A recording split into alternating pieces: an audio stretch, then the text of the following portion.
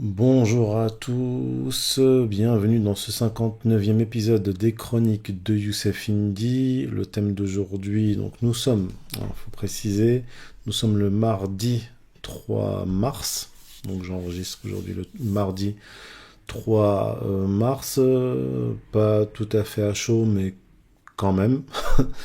Il est un peu tôt pour tirer des conclusions sur ce qui se passe actuellement, c'est-à-dire la guerre israélo-américaine contre l'Iran. J'ai passé ces derniers jours à réfléchir, à éplucher la presse internationale, à compiler des informations.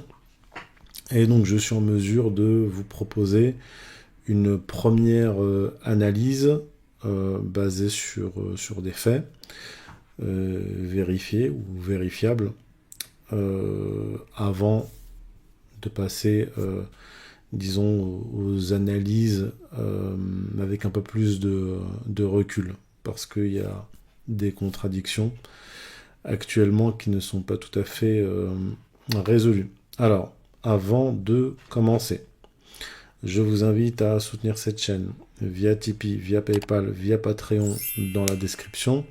Je vous invite aussi à vous abonner à ma page Substack où je publie maintenant régulièrement des articles. Alors, au moment où vous regarderez cette vidéo, vous aurez très certainement un article euh, sur le thème de cette vidéo, mais étoffé. Donc, vous trouverez dans l'article, comme dans tous mes articles, des éléments qu'il n'y a pas dans la vidéo, donc sur mon Substack. Donc, vous trouverez le lien dans la description. Et puis on y va. Alors, donc, on récapitule un petit peu. Donc, vous êtes au courant. Le 28 février, il y a eu une attaque israélo-américaine contre l'Iran en pleine négociation entre l'administration Trump et les Iraniens sur le nucléaire iranien. Alors, donc, ils ont déclenché cette guerre, l'administration Trump et Israël, mais avec, je prends des pincettes, mais avec des objectifs et des espoirs bien distincts. Ils n'ont pas forcément les mêmes objectifs. Israël, de son côté, veut renverser l'État iranien, et pas seulement le régime. Pour ça, je parle d'État iranien, de renverser l'État, pas le régime, comme ils l'ont fait en Irak, c'est-à-dire créer un chaos, oblitérer les capacités militaires comme Tel Aviv l'a fait en Syrie durant déjà le mandat de Bachar al-Assad et surtout après la chute de Bachar al-Assad, faire sortir Téhéran de la scène géopolitique, puis s'occuper de la Turquie et de l'Égypte pour établir le Grand Israël. Maintenant, c'est clair. Ce que j'écris depuis 10 ans, quand je l'écrivais il y a 10 ans dans mes livres, notamment celui-là, Occident Islam, tome 1, sur sa genèse messianique du sionisme, j'étais dans la catégorie complotiste. Aujourd'hui, c'est officiel. Tous les grands médias en parlent. L'ambassadeur des États-Unis en Israël parle du Grand Israël du Nil à l'Euphrate. Yair Lapid explique, chef de l'opposition israélienne, explique que, il est censé être de gauche, que la légitimité d'Israël, c'est la Torah, c'est la Genèse, et les frontières d'Israël, ce sont les frontières bibliques. Donc, voilà. Ce que j'ai expliqué en long, en large, en travers est devenu une information relayée dans les grands médias. Alors, pour ce faire, donc pour faire tomber l'État iranien, il faut notamment, donc, du point de vue israélien, saboter le processus de normalisation entre l'Iran et les pétromonarchies qui a été opéré sous les auspices de la Chine. D'où l'information très récente que j'ai vue passer aujourd'hui ou hier, rapportée par Tucker Carlson. Selon cette information, l'information qu'il communique, le Qatar et l'Arabie Saoudite ont arrêté sur leur sol des agents du Mossad qui s'apprêtaient à faire exploser, je ne sais pas d'ailleurs, des raffineries ou autres, en tout cas commettre des attentats pour faire porter le chapeau à l'Iran, et donc pour attiser encore les tensions entre l'Iran et les pétromonarchies, sachant que l'Iran frappe des bases militaires américaines logées dans ces pétromonarchies. On va y revenir. Donc, de son côté, l'administration Trump souhaite utiliser cette attaque donc, contre l'Iran comme levier de négociation, c'est-à-dire faire plier Téhéran à sa volonté, lui faire accepter toutes les exigences de Washington et le faire rentrer dans le rang, même si possible. L'objectif n'est pas nécessairement, je dis bien pas nécessairement, de renverser le régime pour l'administration américaine, mais de l'aligner, aligner l'État iranien. Et en échange, l'Iran obtiendrait, je parle au conditionnel, obtiendrait une réduction ou une levée totale des sanctions et intégrerait l'axe atlantiste, abandonnant ses alliés russes et chinois. Ça, c'est aussi un aspect très important dans la guerre contre l'Iran. D'ailleurs, je vous renvoie, pour ceux qui comprennent, la dernière vidéo de Rachid Hachachi en Darija, c'est en dialecte marocain, où il aborde cet aspect-là, et bien d'autres aspects. Donc je vous invite à aller sur sa chaîne en arabe, en Darija en fait, et voilà, donc pour les gens du Maghreb. Voilà. Où est-ce que j'en étais ? Donc les Américains sont conscients qu'un changement de régime par la voie militaire impliquerait d'envoyer des troupes au sol. C'est ce que souhaite Israël, mais qui est inenvisageable pour Washington. Car ça serait suicidaire. Les États-Unis n'ont plus les moyens de mener une guerre comme celle menée contre l'Irak en 2003. C'est-à-dire envoyer au sol 100 000, 150 000 hommes. C'est plus possible. C'est absolument pas possible. Et donc, quant aux révolutions colorées, donc l'autre moyen moins coûteux de renverser un régime, eh bien, elles ont toutes échoué en Iran depuis 2009, jusqu'à la récente dont on a parlé. D'ailleurs, on a fait une émission ensemble avec Rachid Hachachi, Mehmet Yildiz et Alexandre Goudarzi sur le sujet. Mais, c'est ce que je vais essayer de démontrer ici, tout semble indiquer que les États-Unis et Israël vont connaître un échec cuisant. Et je vais vous expliquer pourquoi. Donc, je vais rapporter des faits tangibles. Alors d'abord, on va faire un récapitulatif des faits. 2 février 2026, je ne vais pas revenir sur les événements précédents, puisque l'année dernière, j'ai fait des vidéos sur le sujet, plusieurs vidéos sur la guerre des 12 jours, sur la révolution colorée, la tentative de déstabilisation et les manifestations. On en a parlé sur la chaîne ODC TV, donc je ne vais pas y revenir. Là, on va commencer sur la période février 2026. Donc en février, il y a eu 3 cycles de négociations en direct qui se sont tenus à Mascate, à Oman et à Genève, avec la médiation omanaise, donc qui est le traditionnel intermédiaire de l'Iran, notamment avec les États-Unis. Mais les positions, en tout cas, position de départ, semblaient irréconciliables. Alors, les exigences américaines, quelles étaient-elles ? Démantèlement complet de l'infrastructure nucléaire iranienne, limitation stricte de l'arsenal balistique, cessation du soutien aux groupes alliés dans la région, donc alliés de l'Iran dans la région, et quatrièmement, offre de soutien à un programme nucléaire civil par les États-Unis, y compris la fourniture gratuite de combustible à long terme. Et bien sûr, donc, la levée des sanctions. La position iranienne, quelle était-elle ?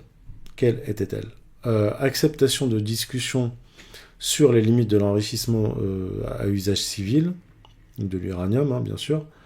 L'Iran propose de diluer son uranium enrichi à 60% contre une levée des sanctions, mais refuse catégoriquement de négocier sur son programme balistique et son soutien à ses alliés régionaux. Deuxièmement, refus catégorique de l'Iran de négocier sur le programme de missiles. Et troisième point, maintien des capacités d'enrichissement sur son sol, présenté comme une question de fierté nationale. Voilà. sachant qu'il n'y a jamais eu de preuve de la volonté de produire de l'armement nucléaire. Voilà. L'AIEA a contrôlé les sites nucléaires de l'Iran. L'Iran a ouvert les portes de ces sites nucléaires et il n'y a jamais rien eu à signaler. Simplement, l'Iran est ce qu'on appelle est devenu une puissance du seuil, c'est-à-dire que elle est à un niveau d'enrichissement et de développement du nucléaire qui lui permettrait, s'il le voulait, de développer un arsenal nucléaire dans une période relativement courte. Mais quand on dit courte, c'est pas quelques semaines. C'est un certain nombre de mois, voire quelques années. Voilà, donc c'est pas ce qu'on nous dit depuis 30 ans. L'Iran aura une arme nucléaire dans 2 semaines. If not stopped, Iran could produce a nuclear weapon in a very short time. It could be a year. They have the wherewithal, the stored up, preserved knowledge to make a bomb very quickly if they wanted to. Iran is so dangerous. Weeks away from having the fissile material for an entire arsenal of nuclear bombs. They're very close. They're 6 months away from being about 90% of having the enriched uranium for an atom bomb. Iran is gearing up to produce 25 bombs, atomic bombs a year, 250 bombs in a decade. Iran will be capable of producing alone, without importing anything, nuclear bombs within 3 to 5 years. C'est pas le cas. Plus compliqué que cela. Et donc, le 27 février dernier, le ministre omanais des Affaires étrangères déclare qu'un accord entre les États-Unis et l'Iran est à portée de main et pourrait être signé dès demain. Donc, ils arrivent vraisemblablement à un accord. Et le lendemain, le 28 février, les États-Unis et Israël attaquent l'Iran, comme ils l'ont fait d'ailleurs en juin 2025. Alors, je ne vais pas revenir sur les motivations, je l'ai fait en introduction. La question qui se pose, c'est pourquoi est-ce que l'administration Trump s'est lancée dans cette aventure complètement folle?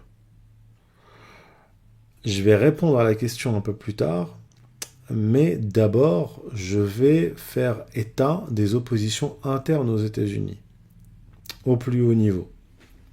Et ensuite, on va essayer de comprendre ce qu'a voulu faire Donald Trump. Et pourquoi il est en train de se casser les dents. On va d'abord revenir sur les oppositions internes aux États-Unis. Alors, l'option militaire contre l'Iran n'a jamais fait l'unanimité dans l'appareil d'État américain, tout particulièrement au Pentagone, où l'on est au fait des capacités militaires des États-Unis, comme des capacités militaires de l'Iran, même si on ne les connaît pas de façon précise. Capacités militaires américaines, qui ont été largement diminuées par des décennies de guerre et de récession économique. Il faut bien le garder à l'esprit, ça. C'est pas seulement un épuisement militaire, c'est un épuisement économique et industriel. La confrontation face à la Russie en Ukraine a entraîné un épuisement des stocks d'obus et de missiles de l'armée américaine, de l'appareil militaro-industriel américain. Et d'ailleurs, Donald Trump a été prévenu. Il a été prévenu. Si encore il avait été maintenu dans l'ignorance, on pourrait le comprendre. Mais là, il était au courant. Dans un article du 23 février 2026, donc 5 jours avant l'attaque contre l'Iran, le Washington Post rapporte que Trump a été mis en garde par le général en chef du Pentagone, qui a manifestement voulu dissuader Donald Trump de s'engager dans une attaque militaire contre l'Iran. Je vais vous lire, parce que ça vaut le détour, ce long passage de l'article du Washington Post, donc du 23 février. Alors que l'administration Trump envisage une attaque contre l'Iran, le général en chef du Pentagone a averti le président Donald Trump et d'autres responsables que les pénuries de munitions essentielles et le manque de soutien des alliés ajouteraient un risque important à l'opération et au personnel américain, selon des personnes proches des discussions internes. Le général Dan Kane, président du comité des chefs d'état-major, a fait part de ses inquiétudes lors d'une réunion à la Maison-Blanche la semaine dernière avec Trump et ses principaux collaborateurs, ont déclaré ces personnes, avertissant que toute opération majeure contre l'Iran se heurterait à des difficultés, car les stocks de munitions américains ont été considérablement épuisés par la défense continue d'Israël et le soutien à l'Ukraine par Washington. 2 munitions essentielles à la défense du personnel militaire américain contre les missiles balistiques lancés par l'Iran. Les intercepteurs THAAD, Terminal High Altitude Area Defense, et les systèmes de missiles Patriot ont été largement utilisés lors des récentes opérations militaires au Moyen-Orient, et les missiles Patriot restent également l'un des équipements les plus demandés par l'Ukraine pour se défendre contre les attaques de missiles russes. Mais les États-Unis ne produisent que quelques centaines de ces 2 types de défense chaque année, soit bien moins que ce qui serait nécessaire, a déclaré Ryan Brobst, directeur adjoint du Centre sur le pouvoir militaire et politique de la Fondation pour la défense des démocraties. La marine américaine dispose également d'un stock limité de missiles standards, indispensable si les États-Unis veulent lancer une attaque majeure qui limite les risques pour les pilotes de chasse et n'implique pas le recours à des forces terrestres. Mais les munitions SM-2, SM-3 et SM-6 lancées depuis des navires ont été rapidement consommées, la marine ayant protégé les navires dans la mer Rouge contre les forces pro-iraniennes au Yémen et défendu Israël contre les missiles balistiques. En raison de leur complexité et des contraintes de production, la fabrication de chaque missile de remplacement peut prendre 2 ans, voire plus, a déclaré Mackenzie Eaglon, chercheur principal à l'American Enterprise Institute. Il n'existe pas de solution rapide à ce problème, a déclaré M. Eaglon. Les stocks de munitions ont tellement diminué l'année dernière que le ministère de la Défense a brusquement demandé au Congrès près de 30 milliards de dollars pour acheter toute une gamme de missiles et d'intercepteurs haut de gamme. Selon les législateurs, cette demande n'a été que partiellement satisfaite dans le budget du Pentagone adopté le mois dernier. Catherine Thompson, chercheuse senior au Cato Institute, qui a récemment quitté le Pentagone, a déclaré que les États-Unis ne sont actuellement pas prêts à faire face à des conflits simultanés et que tout conflit prolongé avec l'Iran entraînerait probablement des compromis importants pour des intérêts plus prioritaires. Fin de citation. Et Reuters a rapporté le 2 mars 2026, donc on est le 3 mars, je vous ai dit, donc hier, que les responsables de l'administration Trump ont reconnu dimanche 1er mars, lors de réunions, donc 2 jours après le début de la guerre, le lendemain du début de la guerre, lors de réunions à huis clos avec le personnel du Congrès, qu'aucune information ne suggérait que l'Iran prévoyait d'attaquer les forces américaines en premier, ont déclaré 2 personnes proches du dossier. Mais les déclarations faites dimanche devant le Congrès semblent contredire l'un des principaux arguments avancés par les hauts responsables de l'administration pour justifier la guerre. Ils avaient déclaré aux journalistes la veille que le président Donald Trump avait décidé de lancer ces attaques en partie parce que certains indices laissaient penser que les Iraniens pourraient frapper les forces américaines au Moyen-Orient, peut-être de manière préventive. Donc on mène une guerre préventive pour empêcher une attaque préventive de l'Iran contre les forces américaines. Pourquoi pas ? Les responsables du Pentagone ont informé pendant plus de 90 minutes les membres du Congrès, les membres démocrates et républicains de plusieurs commissions de sécurité nationale du Sénat et de la Chambre des représentants au sujet de l'attaque américaine en cours contre l'Iran, a déclaré plus tôt le porte-parole de la Maison-Blanche, Dylan Johnson. Lors des briefings, les responsables de l'administration ont souligné que les missiles balistiques iraniens et les forces alliées dans la région représentaient une menace imminente pour les intérêts américains, mais qu'il n'y avait aucune information indiquant que Téhéran allait attaquer les forces américaines en premier, ont déclaré à Reuters 2 sources anonymes. Fin de citation. Donc, on a les généraux du Pentagone qui préviennent Donald Trump, donc lui disant que on n'aura pas suffisamment de missiles pour une guerre de longue durée, même de moyenne durée. Certains l'estiment à 4-5 semaines. La durée pendant laquelle les Américains pourront utiliser leurs munitions. On nous dit que il n'y a aucune preuve que l'Iran s'apprêtait à frapper des intérêts américains dans la région. Sachant cela, la question qui demeure, c'est pourquoi est-ce que Donald Trump a lancé cette guerre contre l'Iran? Quels étaient ses objectifs? Alors, en regardant de plus près, je suis arrivé à la conclusion que, manifestement, je peux me tromper, manifestement, l'attaque militaire des États-Unis contre l'Iran fait partie des négociations.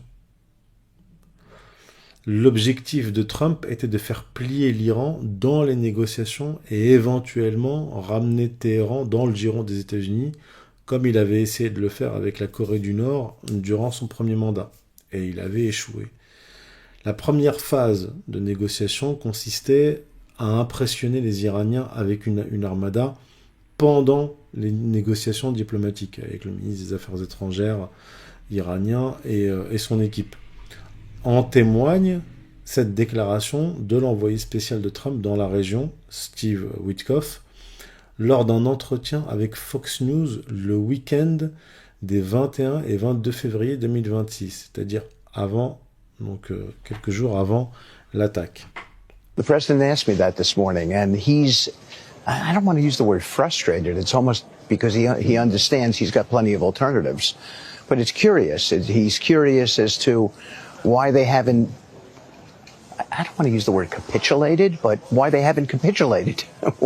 Why under this sort of pressure with the amount of sea power, naval power that we have over there, why they haven't come to us and said, we profess that we don't want a weapon, so here's what we're prepared to do, and yet it's hard to sort of get them to that place.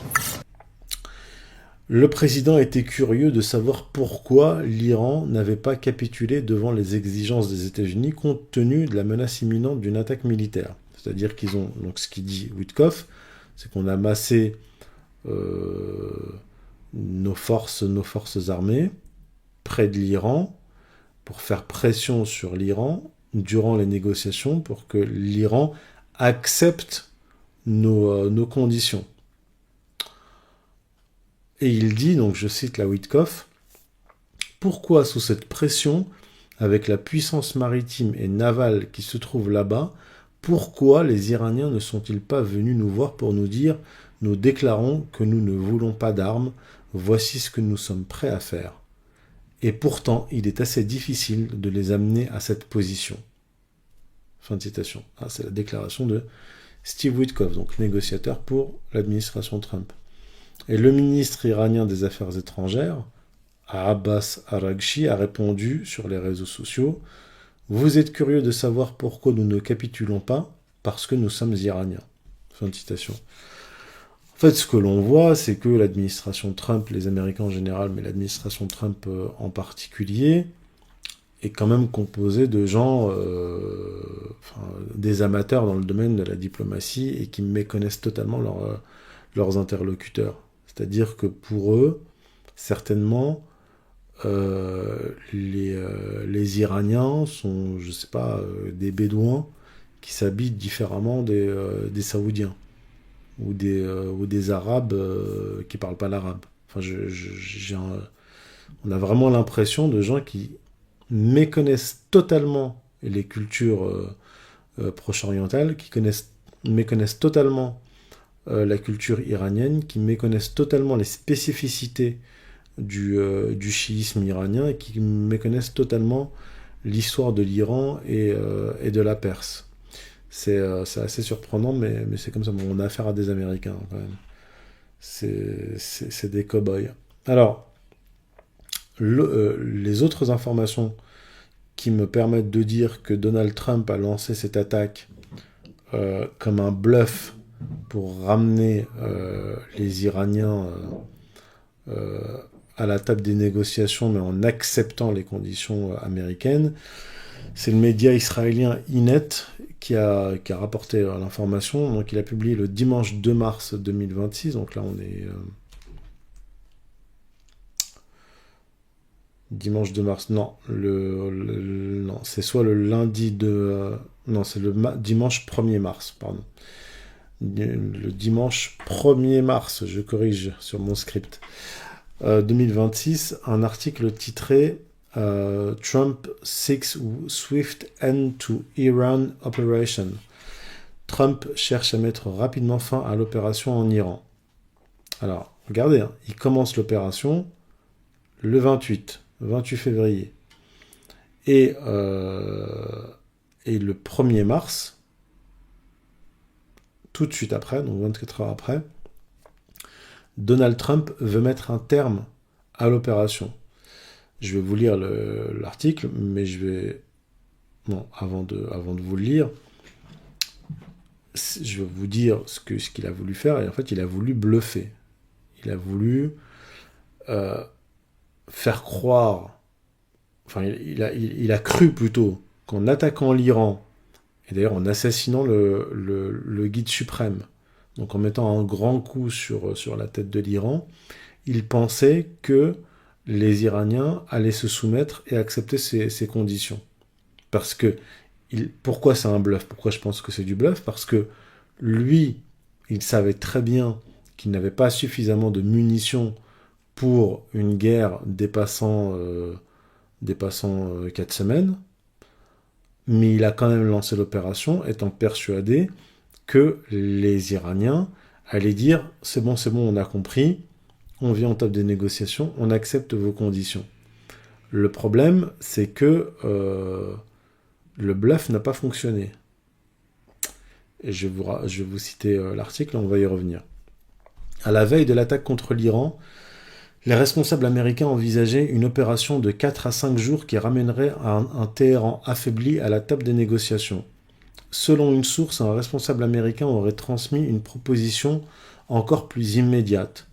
Par l'intermédiaire d'un médiateur, apparemment l'Italie, il aurait suggéré de conclure un accord de cessez-le-feu aujourd'hui ou demain. L'Iran a catégoriquement rejeté cette idée. Trump peut mettre fin à cette opération de 3 manières qui peuvent être présentées comme des succès. Premièrement, un coup militaire sévère qui affaiblit le régime à l'intérieur et à l'extérieur. Deuxièmement, un accord de capitulation sur la question nucléaire. Troisièmement, la chute du régime. La première option est réaliste, la deuxième l'est moins, la troisième est le grand espoir de Trump et son pari majeur, mais il comprend que cet objectif ne sera pas atteint immédiatement. Fin de citation. En fait, Trump et son administration ont pris les Iraniens pour des abrutis. Parce que si les Iraniens acceptent de renoncer à l'enrichissement de l'uranium et de renoncer à leurs missiles, c'est-à-dire que ils s'offrent sur un plateau aux Israéliens et aux Américains. On leur demande de se débarrasser de leurs moyens de dissuasion et de leurs moyens de défense. Alors que on les a bombardés l'année dernière. Et là, on les bombarde à nouveau. Donc en fait, le message implicite qu'on envoie à l'Iran, c'est « on veut vous mettre à genoux, on veut même vous détruire ». Et si vous ne renoncez pas à vos armes, si vous ne renoncez pas à vos armes, on va continuer à vous bombarder. C'est totalement illogique. Puisque les Iraniens se disent, si on se débarrasse de nos armes, eh bien à la moindre occasion, ils nous bombarderont et ils feront disparaître l'État iranien. Ils le feront s'effondrer. C'est... je veux dire, ils proposent aux Iraniens de mourir ou de combattre. N'importe qui choisirait la seconde option. Donc on va revenir donc à un aspect stratégique, parce que il y a vraiment un problème de logique et de cohérence du côté américain, mais bon, ils vont payer le prix là. Je pense que ils vont le payer très cher. Ils vont payer très cher cet aventurisme. Si les Iraniens maintiennent cette cadence de bombardement dans cette guerre qu'on peut appeler une guerre aérienne d'attrition jusqu'à l'épuisement des stocks de missiles des États-Unis, ce serait une défaite majeure et une humiliation pour les Américains. C'est-à-dire que les Américains n'auront matériellement plus de quoi se défendre contre les frappes iraniennes et frapper l'Iran. Ils seront obligés de capituler. Et le bluff là, de Donald Trump va vraiment lui coûter très cher, sur le plan militaire, géopolitique, mais sur le plan intérieur aussi. Et les Iraniens le savent. Dans un contexte de guerre en Ukraine, l'État iranien a accumulé un énorme stock de missiles, on ne connaît pas le nombre exact, pour pouvoir mener une guerre de moyenne ou de longue durée. C'est à ça qu'ils se sont préparés. La question est de savoir, et d'ailleurs ils l'ont dit, je crois que c'est Ali Larijani qui a dit nous sommes préparés pour une guerre de longue durée, et les Américains non. Ils ne sont pas prêts pour ça, les Américains. Et d'ailleurs, c'est dans l'habitude de Donald Trump de mener des frappes éclairs et de se retirer pour réduire les coûts et pour ne pas dépenser trop de munitions. Mais là, il s'est fait avoir à son propre bluff. Donc la question là est de savoir si l'État, la société et l'économie iranienne tiendraient le choc plus d'un mois, ou tiendront le choc plutôt plus d'un mois, le temps d'épuiser les stocks de missiles américains. Sachant que la société iranienne est quand même divisée. On n'a pas affaire à 90 millions d'Iraniens, tous qui font bloc derrière l'État iranien. Il y a des divisions. Maintenant, savoir de quelle ampleur sont ces divisions, c'est difficile. Difficile à dire, difficile à estimer. Il n'y a pas de sondage. Donc cette division de la société, le guide suprême Ali Khamenei en était conscient. Et c'est parce que la société iranienne est divisée et qu'elle est attaquée de l'extérieur que le guide suprême, je pense, s'est sacrifié. Pourquoi ? Alors, il y a plusieurs analystes qui sont arrivés à la conclusion qu'il s'est laissé tuer, parce qu'il est resté dans sa résidence à attendre de se faire bombarder, disant effectivement qu'il y a une dimension martyrologique là-dedans, c'est tout à fait vrai. Et donc, on récapitule. Donc, il savait pertinemment, le guide suprême, qu'il était une cible. Et malgré cela, il a refusé d'être mis à l'abri des bombardements. Il est resté dans sa résidence et a attendu d'être tué dans les bombardements. C'est très clair. Bon, là encore, les Américains et les Israéliens ne comprennent pas cela, parce qu'ils se sont réjouis, ils ont ricané, oui, on a tué le guide suprême, on a décapité le pouvoir iranien. Bon, déjà, l'Iran, c'est pas la Libye. Tout ne tient pas grâce à un homme. C'est un système avec des institutions et des interactions entre les différentes institutions qui est très complexe et entremêlé. Donc, quand vous tuez un homme, quel qu'il soit, quand bien même est-il le guide suprême, ça ne fait pas s'effondrer l'État. Et aussi, et c'est là qu'on a affaire à des incultes, c'est que, ils ne connaissent pas la place du martyr et de la martyrologie dans le chiisme, et ils ne comprennent pas, ou ils ne comprennent plus, la valeur du sacrifice dans une période de conflit. Bon, d'abord, sur la martyrologie, donc je ne vais pas développer ici en détail, je vous renvoie à mon article, parce que ça serait trop long. Je vous renvoie à mon article sur Substack, sur le sujet, où j'étofferai quand même sur cette dimension qui est importante, la dimension martyrologique dans le chiisme. Donc le martyr est central, et il peut être, mais il est même souvent, surtout quand il s'agit de personnalités engagées ou de militaires ou de combattants, même si le guide suprême n'était pas un combattant, le martyr est même un objectif ultime à atteindre, surtout en cas de conflit. Avec, en plus, un ennemi que vous considérez comme étant le grand Satan. Disons que le martyr, là, c'est vraiment... c'est la récompense ultime, en fait. Et c'est ça que les Américains ne comprennent pas. Mais outre cette dimension religieuse du martyr, on peut penser qu'Ali Khamenei, le guide suprême iranien, s'est sacrifié pour consolider la société iranienne.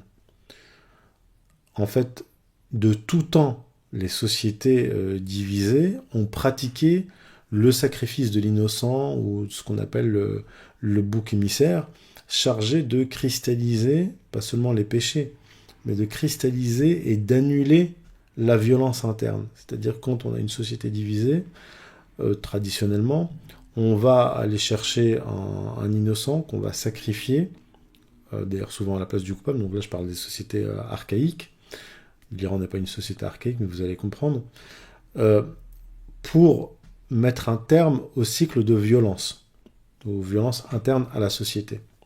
Parce que, c'est quoi le cycle de violence, comme l'explique René Girard? C'est une tribu tue un membre d'une autre tribu. Donc la tribu A tue un membre de la tribu B. La tribu B se venge sur la tribu A. La tribu A se venge de nouveau sur la tribu B, et ainsi de suite. C'est un cycle de violence inarrêtable. Et dans le contexte actuel de division de la société iranienne, mais d'attaque extérieure, je pense que le guide suprême Ali Khamenei l'a fait en connaissance de cause, c'est-à-dire qu'il s'est laissé sacrifier pour que son sacrifice rétablisse, ou au moins rétablisse la cohésion dans la société, ou au moins réduise les tensions au sein de la société. Parce qu'il est quand même très difficile, même pour ceux qui ne l'aimaient pas en Iran, ou qui n'aimaient pas le système politique iranien, ou le régime, tout ce que vous voulez, il est quand même difficile de dégrader la mémoire de quelqu'un qui s'est sacrifié en temps de guerre, qui s'est sacrifié et qui s'est laissé, qui est allé au combat, ou qui s'est laissé tuer par l'ennemi. Vous voyez très bien la différence entre des chefs d'État qui, par exemple, sont restés dans leur pays, qui sont morts dignement. Quoi qu'on pense de Saddam Hussein, il est mort dignement. Quoi qu'on pense de Kadhafi, il est resté dans son pays à combattre, il est mort dans son pays, et il est évident qu'ils laisseront une autre trace dans l'histoire que des gens comme Moubarak ou Ben Ali. Vous voyez, ça n'a strictement rien à voir. Donc je pense qu'il y a aussi cette fonction-là du sacrifice, du don de soi, du sacrifice pour rétablir une cohésion. Donc il y a une dimension stratégique dans le martyr du guide suprême qu'il ne faut pas négliger. Maintenant, l'autre volet qui met en évidence l'échec des États-Unis, c'est les pétromonarchies. L'Iran a frappé toutes les bases militaires logées dans les pétromonarchies du Golfe, ainsi qu'en Turquie d'ailleurs, je crois. Ces bases qui sont censées protéger ces pétromonarchies, non seulement ne remplissent pas leur rôle vis-à-vis des pays hôtes, mais sont devenues dangereuses pour eux. Les bases militaires, c'est ce qu'a voulu montrer en fait l'Iran. Il y a plusieurs niveaux dans la stratégie militaire.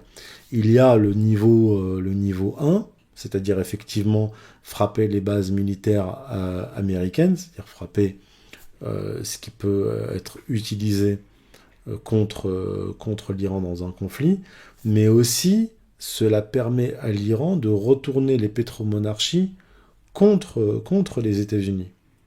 On avait vu déjà il y a quelques mois le comportement des Américains qui ont laissé les Israéliens frapper le Qatar en pleine négociation entre le Hamas et les Américains. Donc l'Iran met ainsi la pression sur les États du Golfe, les pétromonarchies, protégées des États-Unis, hein, qui sont les clients des États-Unis, et qui découvrent que leur protecteur est impuissant. Pire, ils voient, vous verrez un extrait vidéo, ils découvrent que les Américains concentrent leurs ressources pour protéger Israël au détriment des pétromonarchies. Donc ils les laissent à la merci des missiles iraniens parce qu'ils sont concentrés sur la défense d'Israël.